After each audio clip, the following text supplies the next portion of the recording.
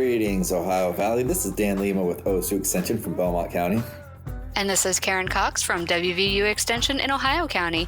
Thanks for tuning in to Extension Calling, your source for research-based information for the farm, garden, and home.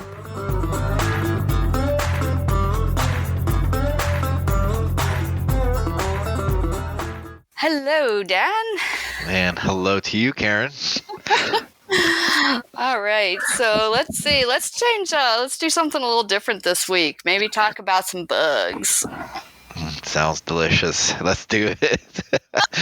Well, let's talk about a bug that was unexpected and caused a lot of damage in a short amount of time, and it was relatively new. It was an uninvited guest to Ohio and West Virginia. It's a bug that we have fairly frequently, but last year was an outbreak year and caused a lot of damage. And we're talking about fall armyworm. Dun dun dun. Dun dun dun. No, that was a bad one. The fall armyworm was something that hit us unexpectedly. Doesn't typically have the infestation levels that we saw. And it just really wreaked havoc, a lot of havoc.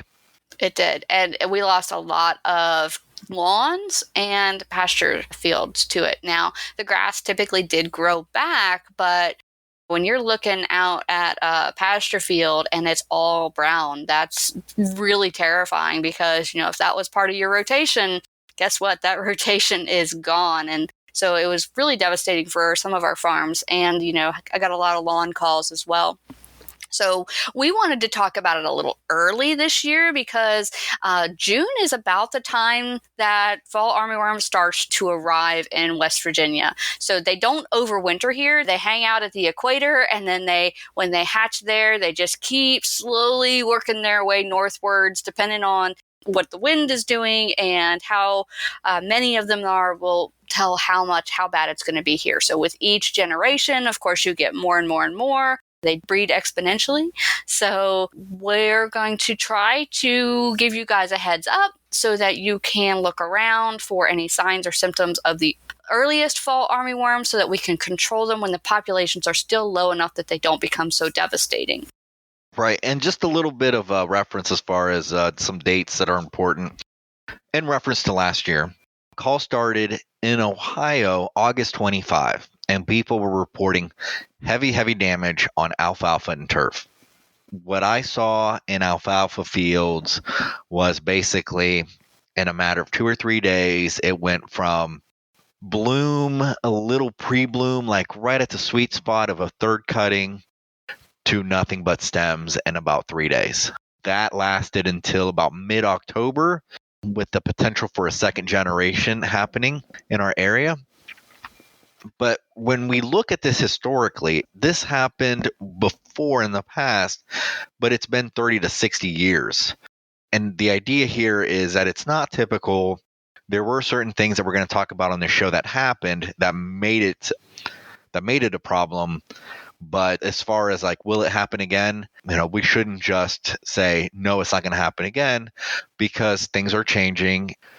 Storms are more frequent. Even, if we're looking at the hurricanes and these severe storms and these flash floods, if you're watching the news, you will notice that they're happening earlier than historically predicted. So, will it happen again? I can't say that it will. But we also can't say that it won't, right? Yeah, and my point is, it's already, I think a lot of the signs are kind of pointing to that. We're seeing more severe storms happening earlier, which was the underlying problem of why we got the infestation when we did here in Ohio and West Virginia. Right, and we're also seeing shifting growing zones. So areas that used to be subtropical are becoming tropical, and, even our growing zone here has shifted a little bit. And so as those growing zones move further north, those really hot growing zones, then this insect is going to have a jump start on getting further north. So we can expect to see it a little bit earlier if we do start seeing it again. Now, we will definitely have some fall armyworms, but the question is to whether or not it will be in a large enough number to be considered an outbreak. That we can't predict, unfortunately. Yeah, and Karen, you've already said this, that the fall armyworm is mostly a tropical pest from South America. It is kind of a tropical thing, and that's where they see it every year, just the equator. It makes me think of Calvin and Hobbes, where you have the first frost, and and Calvin's like, and insects are dying by the truckload. These are one of those that are going to die in that first frost. But and just so we're aware, these pests that basically happen over and over again in the tropical areas. This pest does have resistance to BTs and a lot of chemicals, and they also feed on a variety of different crops, and it really likes tender new growth. Typically, when it starts feeding, it is going to go for the most tender and succulent parts of the plant, which means that it's going to hit the new growth areas. So when you're looking at your corn, you're going to be looking at the whorls. You'll look for droppings in that whorl, which could indicate that the armyworm is feeding above that. So they can eat the leaves, they can eat the corn, and they can eat your pasture and your alfalfa and your wheat. And Yeah, and in the alfalfa, it'll just chomp down on those leaves so fast that you'll have a field of stems. And a field of stems, if you listen to our last show about forage quality, is not of good quality at all. No. And so one of the ways that armyworm got its name is that it progresses like an army. It's just, they feed in big groups, and they just march across the field. And so they all come at the same time in the same place. And so that's why maybe your pasture field gets hit, but your neighbor's doesn't, because they just decided to land on you and just march across your field. Yeah, and the life cycle of the fall armyworm is so rapid. The life cycle is about 4 to 5 weeks. So you'll have the egg stage anywhere from 2 to 10 days, larva about 2 days per 6 instars, pupae for 8 to 10 days, and adults for 10 days. But 4 to 5 weeks per life cycle. So if we get a high enough threshold, if these guys come too early, and then we have more average warmer temperatures, insect reproduction is exponential. So if it comes in late, it doesn't have enough time to reach that exponential growth to cause a lot of damage, which is what we saw historically. But because it came so early and it was abnormally warm into September and October, it got those extra life cycles in and really did a lot of damage. Exactly. Yeah, those caterpillars are voracious. I mean, they are hungry. The first calls that I got last year were actually from homeowners. And so homeowners have a great opportunity to help out our farms this year as they look for those egg masses that are being laid on their houses, their siding. They typically are going to be around lights. So if you have a light on the outside of your house, moths like to hang around light bulbs, right? So those moths will typically lay their eggs somewhere nearby, but there would be a long, thin, white cluster of little white balls is kind of what it looks like. So if you start seeing these white clusters of egg masses around your house or on the underside of your tree leaves or things like that that are near grasses. Fences and fences, light posts, tree limbs, vehicles. So look around. And if you start seeing these, give your extension office a heads up. Take a picture, send it in, and say, hey, I'm starting to see fall armyworm eggs. Just wanted to let you know. And then once we start getting enough information from around the area, we will know what the populations are going to be like. Right, not to be confused with spotted lanternfly eggs, but yeah, those eggs are going to look like a splash of dried mud. Egg masses of pests are not good. But let's talk about fall wormy identification. Okay. So they come in an array of different colors, but the fall armyworms will have this inverted Y on their heads. So you'll just notice that it has a distinct inverted Y where it just comes down. The vertical part comes in between the eyes, and then it splits where its mouth is and just underneath the eyes. And another identification aspect of the fall armyworm is that it has these 4 dots right above that Y. So you'll see 4 dots in an inverted Y, like right in the face. But again, it comes in an array of different colors. So it's not just one color that identifies it. It's the 4 dots and the inverted Y. Right. And they're going to be different sizes depending on what the instar is. You can also identify them by the damage that they cause. So when they're younger and those smaller instars, those younger caterpillars, they're going to feed at the very tips of your grass blades and make them actually look kind of transparent where you can see through because they've taken out the cells from the grass leaf or the blade of grass, and they kind of leave the tip of the grass transparent. You're like, what the heck's going on with my grass? And then as they grow, they'll eat more tissue from the grass, and it'll look kind of like drought has occurred on your lawn with ample rainfall. And so when you start to see some damage that may resemble drought stress, even if you have enough rain, then that could also be a symptom or a sign of this insect feeding. Yeah. And last year, one of the things that we are kind of blaming on why we had this infestation of this insect, of this pest, where we normally don't, is because there were these favorable winds early in August that just kind of brought it up from Texas, Louisiana, Oklahoma, that area, and just kind of brought it into Ohio. Just the winds just went northeast and kept bringing the moth further and further north. And with that very short life cycle, it was able to reproduce, get some more life cycles in, and get to those exponentially high numbers that we see why it's called the fall armyworm, like Karen was saying. Our August last year was 3 degrees above average. September was 2.3 degrees above average. And October was over 7.5 degrees above average. So with those favorable winds in August coming in, with the increased amount of hurricanes in the Gulf, just kind of keep pushing, like it'll push that moth further and further north. And with increased warmer temperatures, in August, September, and October, towards the end of that season, it's able to get those life cycles in. And we saw numbers of armyworms that we don't typically see because, again, these things can't overwinter. So they are winter killed.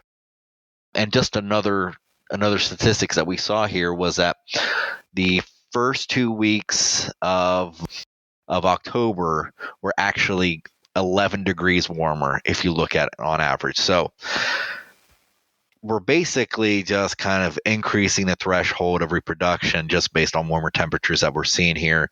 And then those winds just keep bringing it up, and it's causing, this, again, a new pest that we have to deal with. Exactly. And there are some other things that come up from the south that we're, again, seeing those increases, like, for instance, downy mildew on your cucumbers and your cucurbits.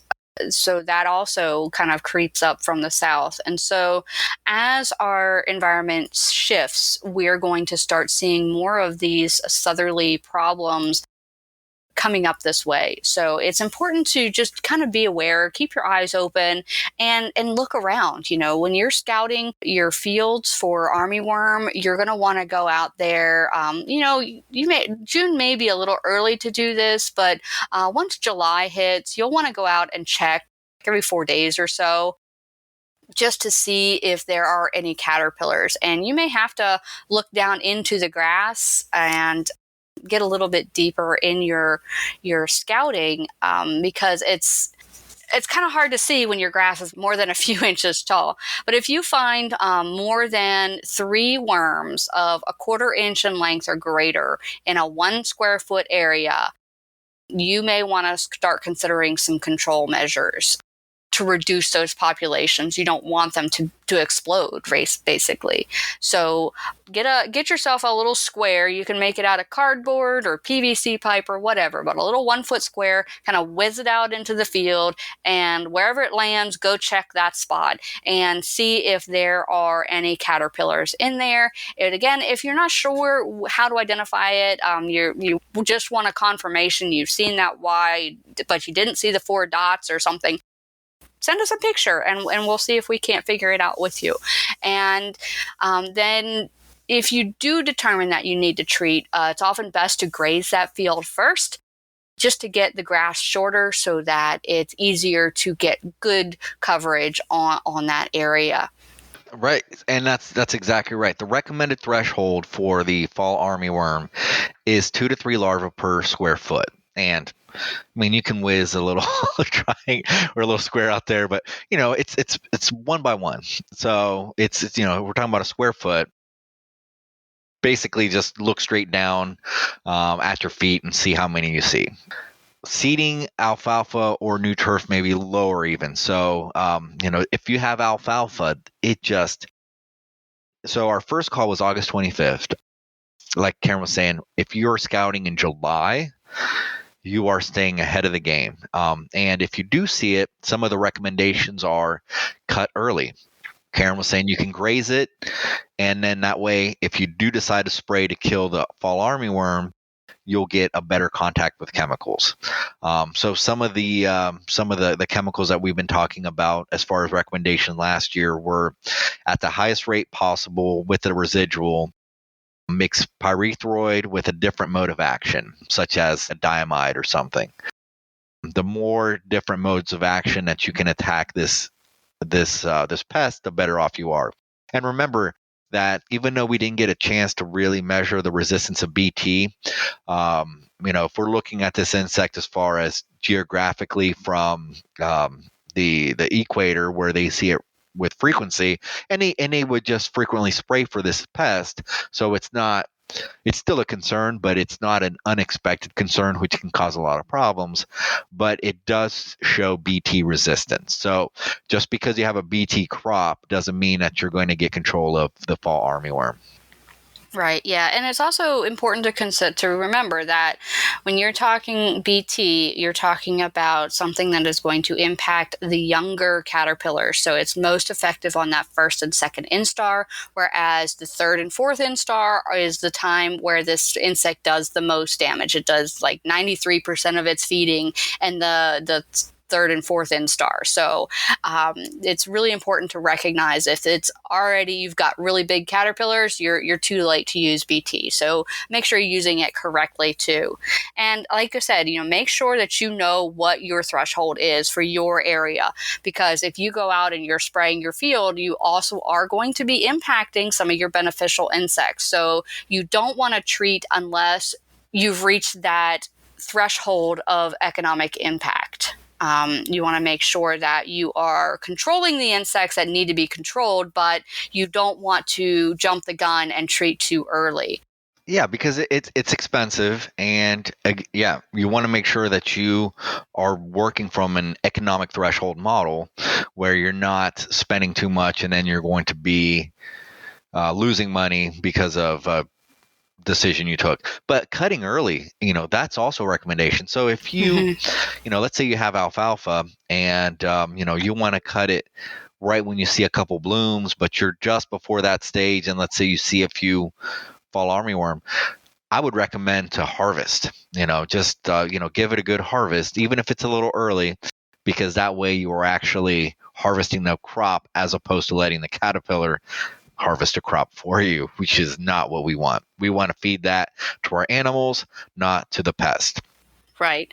Coming from an extension perspective, and one of the things that Ohio State's doing, I'm sure WVU is doing something similar. We have expanded our trapping network in Ohio now. We're going to combine it with wind, weather alerts. We have weather specialists in the extension team. We're going to be communicating with other states that hopefully will give us some indication of the movement of the fall armyworm.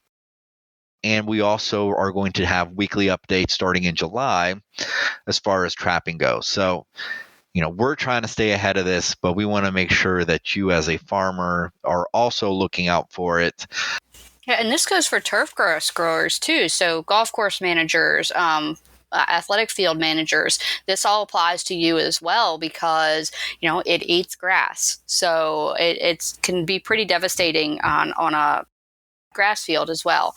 And it also depends on the type of grass that you're growing. Some grasses are more susceptible to severe damage from this insect. A young bunch grass type field can be demolished, but if you're paying attention, you should be able to prevent the worst of the worst. And so, there's some other things that you can be scouting for at the same time as this. And so there's actually a really great insect pest crop scout calendar that Iowa State put out, and it's really easy to read, so I do recommend looking it up. But it talks about when you should be looking for these insects in your primary scouting and pest control windows. So, for instance, June, we're seeing the tail end of bean leaf beetle, the tail end of black cutworm, and the tail end, we're right in the heart of true armyworm larvae. So true armyworm and fall armyworm are a little different. But also slugs, of course, if anyone's growing anything right now, slugs are a huge issue at this time of year. You got high soil moisture, high residue cover, and so slugs are going to be an issue. Potato leafhoppers, we're getting into that season again, as well as stalk borer larvae, common stalk borer.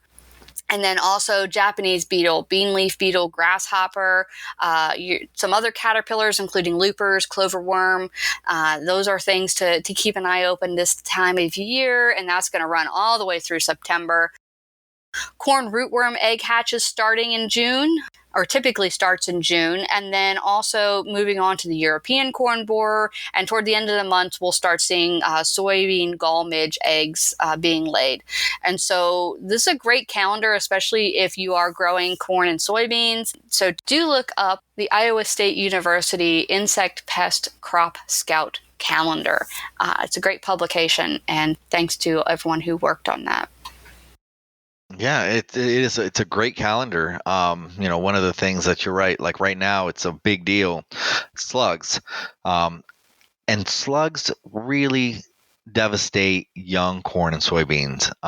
So if you're kind of late getting your corn planted, if you were kind of late getting your soybeans planted, and now we have this high moisture. We were just talking about how much it was raining last week. That's the kind of environment that slugs thrive on. So please, if you had a late planting, make sure you're staying ahead of the slugs, because they will just eat down those little seedlings and you'll end up with nothing. So stay ahead of that. Yeah, and we were out at a strawberry field with our 4-H group, and letting the kids pick strawberries, and oh my gosh, so many slugs, and it's so frustrating. You get this perfect strawberry and there's a slug hole right on the side of it, and it's just like, okay, well, this one is perfect for eating now or making jam, but it's not going to keep. And so they can be fairly impactful on lots of different crops, especially ones that are close to the ground and still young. So do keep an eye out for slugs. For home gardeners, great controls for slugs include beer traps. So get a lid and set it into the ground a little bit, put some beer in it, and slugs will have a big old party and not recover from it. And then another thing you could do is set boards down in your walking path, and then early in the morning, go out. You can scrape the slugs into a bowl of salt or whatever your poison is for them, and put the board back down, and the next group will crawl right up onto the board, and you can reduce your population that way. There's some commercial products out there that work fairly well, but some of these simple basic steps can also be beneficial. Now, when you're using a straw type mulch, you're going to have more issues with slugs. So, try to find something that you can collect the slugs with and keep the numbers down in your home garden. Yeah, and again, be careful with the salt. Just make sure that you don't salt in the wrong place. Oh, no, I'm not saying put the salt on the ground. I'm saying have a bucket of salt that you scrape them into. Oh, okay. Oh, yeah. Right. Yeah, so don't salt the earth. Or we're not Romans here. Yeah, and again, just using salt as a weed control even, just not a good idea. Because if you want anything to grow there again, that's the last thing you should do. Yeah, salt. I mean, yes, salt will kill plants, but it also stays in the soil. And, you can drive by any interstate on any back road where they put salt down, and you can just look at the trees and you can see the salt damage that has been done to these trees. A lot of times with, and here I'm going off on trees again, you'll see locust trees that have like a witch's broom on the end. That's salt damage. And so it does affect plants, but it's not and it is organic and natural, but it's not the best thing to use for weed control. So yeah, definitely reach out to your local extension office if you have questions about weed control, and we will help get the right control for the problem that you are having. And that goes for insect control, weed control, disease control. And remember, an ounce of prevention is worth 25 pounds of cure. So do try to look ahead and prevent problems before they become problems, because you will save yourselves many a headache. Will use a lot less chemical controls, and you'll have a much better result at the end of it. That's right. Cultural practices, along with environment and chemical control altogether, go a really long way. And it is important to note that a slug pesticide will not. Insecticides don't work on slugs, is what I'm trying to say. Slugs are a mollusk. So you have to get a molluscicide specifically for slugs, which typically the only thing we're treating with a molluscicide is slugs around here, even just kind of in this area. But insecticides do not work on slugs. Right. And, a lot of people out there are huge fans of diatomaceous earth. And, because it is an organic practice that a lot of our gardeners use and a lot of our farmers use as well. But you do have to be careful with diatomaceous earth. It does affect beneficial insects as well. It is non-selective. Whatever insect crosses or mollusk crosses across it is going to be affected. And so you do have to be judicious in how you apply your diatomaceous earth, and you also want to make sure that you're protecting yourself. You do not want to inhale it, so make sure you grab one of your COVID masks and throw it on before you go out tossing diatomaceous earth over your garden. Yeah, and just to kind of bring it back to our original topic, the fall armyworm, remember to be scouting for those guys. The economic threshold for treatment, 2 to 3 worms per square foot. Starting in July is when we're going to start scouting, so that's when I recommend you start scouting as well.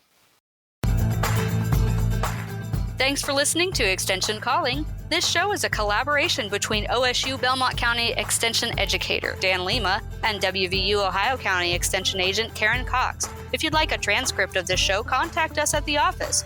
Also, let us know if you enjoy the show by ranking us on your podcast app.